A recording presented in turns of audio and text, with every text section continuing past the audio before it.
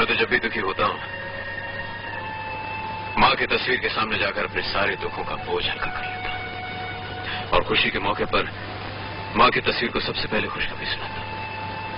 तब किस्मत वाले मेरे दोस्त, तुम्हारे पास माँ की तस्वीर है, माँ भी होगी। मुझ बदनसीब के पास तो सिर्फ माँ की तस्वीर है, माँ नहीं है। क्यों, क्या हुआ? बिछड़ गई माँ। कैसे? बरसों पहले जब मैं 8 साल का था, हमारे गांव में सैलाब आया,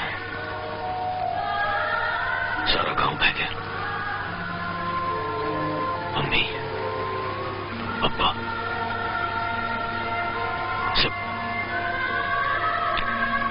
सब बह गए। कुछ महीनों बाद मैंने मम्मी को रेलवे प्लेटफॉर्म पर देखा।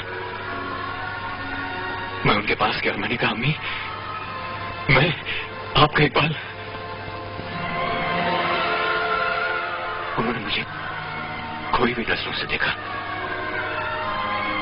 ऐसा लगा जैसे वो मुझे पहचानती ना हो। अरे तो मुझे बोल मेरे दोस्त, मैं अपने अखबार में उनके बारे में लिख दूंगा। वो जहां भी होंगे उन्हें ढूंढ निकालूंगा। क्या नाम है उनका?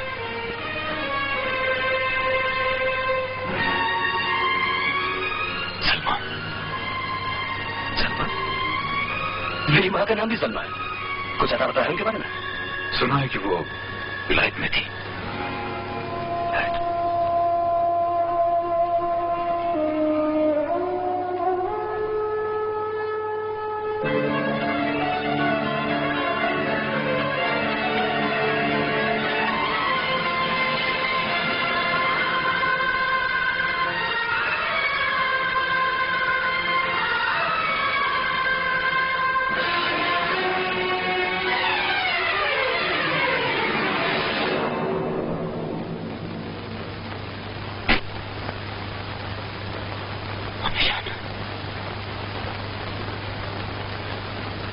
अम्मी जान, मैं इकबाल, आपका बेटा, मैं आपको ले जाने आया हूं अम्मी जान। याद कीजिए अम्मी जान, हमारी जिंदगी कितनी खुशहाल थी। ये सैलाब के आया हमारी जिंदगी की सारी खुशियां बहा कर ले गया।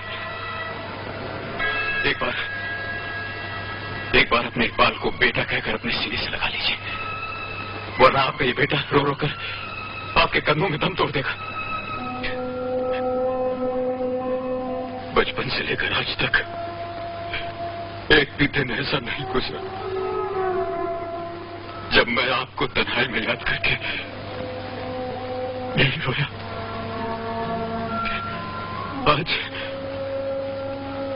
आज बरसों बाद मेरी रूठी हुई तकदीर को मुझ पर रहम आ गया। मां के दीदार हो गए, जिंदगी का मकसद पूरा हो गया।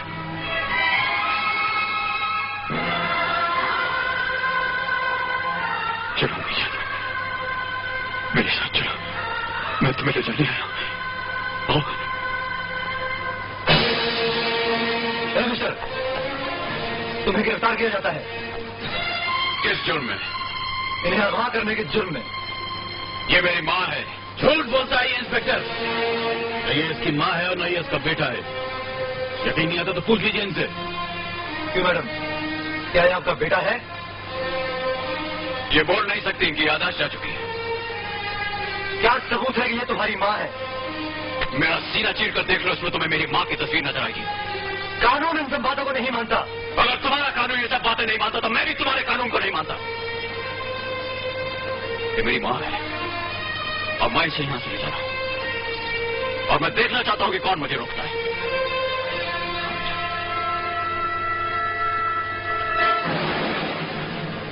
अब छोड़ो।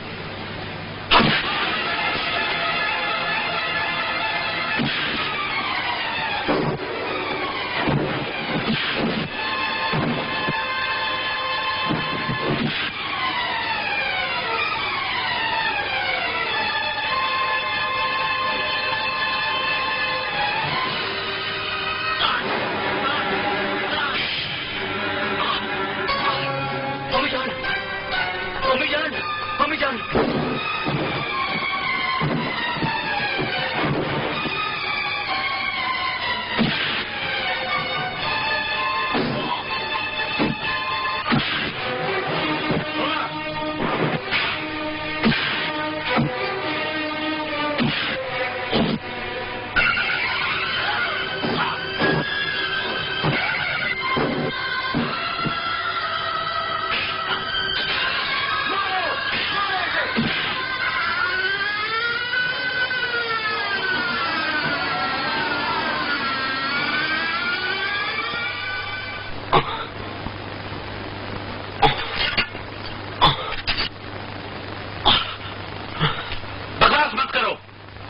सलमा का बेटा नहीं है।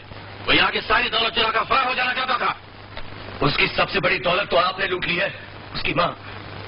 और चोर के घर चोरी करना चोरी नहीं कहलाता। नहीं, चिल्लाइए मत। मैं अच्छी तरह जानता हूं क्या करते हैं। आपका कारोबार क्या है? आपने पॉप चिट फंड के जरिए गरीब कुलियों के पैसे किस तरह हजम किए, पर वो सब इस फिल्म में बंद है। इस फिल्म अगर आपने मेरे भाई का हक उसे वापस नहीं दिया और गरीब कुलियों के पैसे उन्हें वापस नहीं लौटाए, तो कल के अखबार में मैं आपके सारे कारनामे छाप दूंगा। सुना, अगर मैं तुम्हारी बात मानूं तो नहीं छापूंगा। ठीक है, रुको मैं चेक लेकर आता हूं। अमीजान, मैं अपने भाई इकबाल से आपको जरूर मिला के आऊंगा। ये लो, ये लो चेक।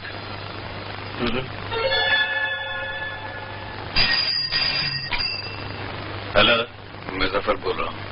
Yes sir. सनी अब हमारे बारे में कुछ ज्यादा ही जान गया है, इसलिए उसे खत्म कर दो।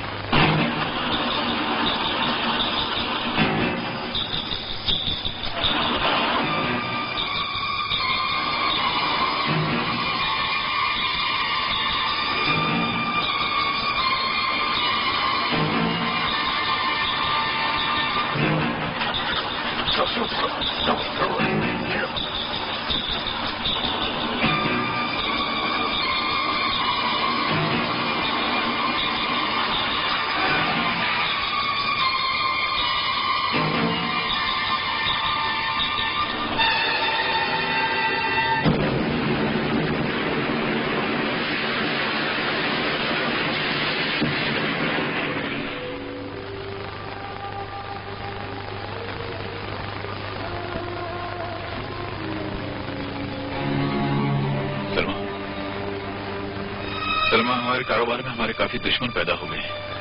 शायद उनसे हमारी तरक्की बर्दाश्त नहीं होती, इसलिए हमारे बेटे को मारकर हमारे बुढ़ापे की लाठी को तोड़ देना चाहते हैं।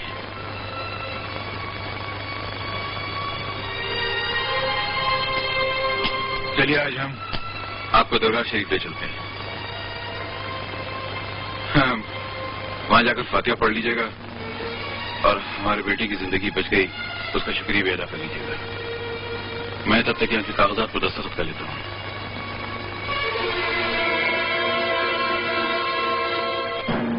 वो आज 14 साल बाद जेल से छूट के आ रहा है और आप इन्हें दरगाह ले जा रहे हैं।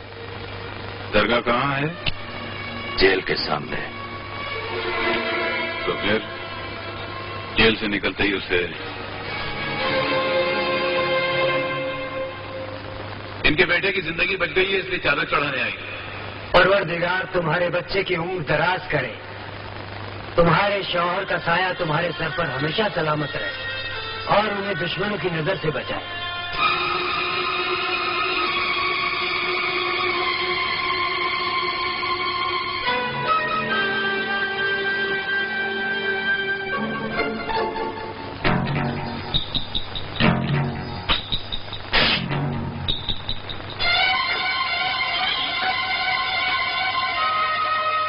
कहाँ जाओगे बाबा?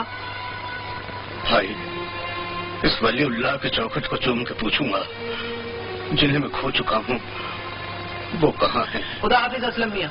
खुदा हाफिज।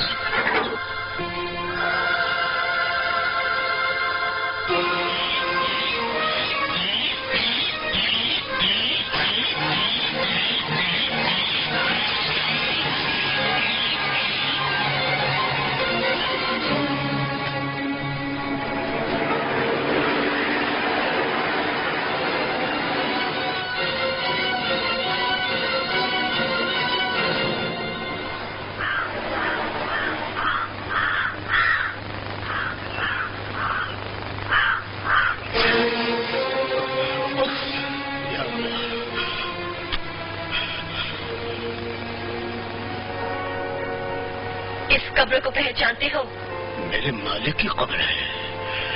और इस मालिक को कब्र में पहुंचाने की जिम्मेदार तुम? मैं नहीं, लेकिन तुम कौन हो बेटी? मैं इसी मालिक की बेटी हूँ, जूली। बेटी, जूली? मैं 14 साल से इस दिन का इंतजार करती थी कि तुम जिस दिन उम्र कैद की सजा काटकर बाहर आओगे वो दिन तुम्हारी जिंदगी का आखिरी दिन होगा। मेरी बेटी, कसम पाक परवरदिगार की, मैंने उनका खून नहीं किया। वो अभी साबित हो जाएगा।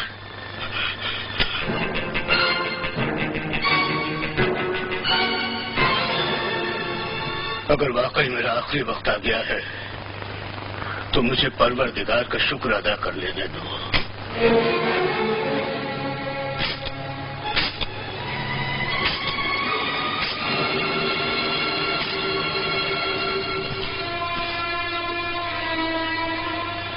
मैंने तुम्हें बेगुनाह साबित करने के लिए 5 मौके दिए थे। लगता है तुम बेगुनाह हो।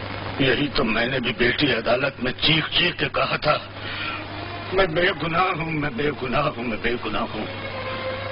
लेकिन दौलत की झमकार में मुझ गरीब की आवाज दब के रह गई। तो फिर मेरे बाप का कत्ल किसने किया? जब मैं पानी में डूब रहा था तो एक नेक इंसान ने मसीहा बनकर मुझे नई जिंदगी दी थी। और बेटे, वो तुम्हारे वालिद थे। मेरी बीवी, मेरा बेटा मुझसे बिछड़ गए। ऐसे बुरे वक्त में तुम्हारे वालिद का सहारा न मिलता तो बेटी, मुझ बेसहारा को उन्होंने अपनी मिल में नौकरी दी। एक बार मिल के मजदूरों को 6 महीने का बोनस दिया गया, मगर उनके पार्टनर ने 1 महीने का बोनस देकर हमसे 6 महीने के कागजात पे दस्तखत करवा लिए। ये बात जब मालिक को पता चली तो उन्होंने उस पार्टनर को बुलवाया और उससे बात की। पहले तो वो साफ मुकर गया, फिर कहने लगा कि उनसे जो करते बनता है वो कर ले। मालिक ने जैसे ही पुलिस को फोन करना चाहा, उस कमीने ने पिस्तौल निकाल ली। इससे पहले कि मैं कुछ कर सकता गोली चला दी और मुझे देखते ही उसने वो पिस्तौल मेरी तरफ फेंक दिया। मैं पुलिस को इतला करने के लिए भागा, लेकिन मालिक के दोस्त पुलिस साहब ने मुझे पकड़ लिया। मैं उनके सामने गिड़गिड़ाता रहा कि मैंने खून नहीं किया, मैंने खून नहीं किया। इतने में तेरी गोली की आवाज सुन के तुम भी नीचे आ गई और तुमने अपने वालिद को मारा हुआ पाया। उस कमीने पार्टनर ने सबूत के तौर पर नीचे गिरी हुई पिस्तौल को रुमाल से उठा लिया और तुम्हें देखते ही तुमसे कहने लगा कि तुम्हारे बाप का कातिल ये है। और बेटी, तुमने भी मुझे कातिल समझ लिया। उस पार्टनर का नाम क्या है? उसका नाम बेटे जफर है। जफर? हाँ, क्या ख्याल है? देखो जफर, दोस्ती अपनी जगह, धंधा अपनी जगह। तुम्हें इलेक्शन जितवाने में कम से कम हमारा 50-60 लाख रुपया खर्च हो जाएगा। उससे हमें क्या फायदा? इससे पहले हमने कई धंधे किए, सब में नुकसान उठाया। ये एक इलेक्शन का धंधा बचा, वो भी करके देख लेते हैं। और अगर मैं इलेक्शन में जीत गया तो जितने भी टेंडर होंगे वो तुम ही लोगों के नाम खुलेंगे। क्या ख्याल है? लेकिन अंकल, आपको वोट कौन देगा? He's right, Zafar. ओम, उस दिन मैंने क्या कहा था? पुलियों को मकान दे दो, इलेक्शन में काम आए। ये रहे तुम्हारे नए मकानों के कागजात। और सुनो, वो क्या नाम है उसका? इकबाल। जाकर उसे कह देना हमने अपना वादा पूरा किया है, समझे? मुबारक हो, मुबारक हो। चलिए, अब तो खुश हो ना? चलो देखो।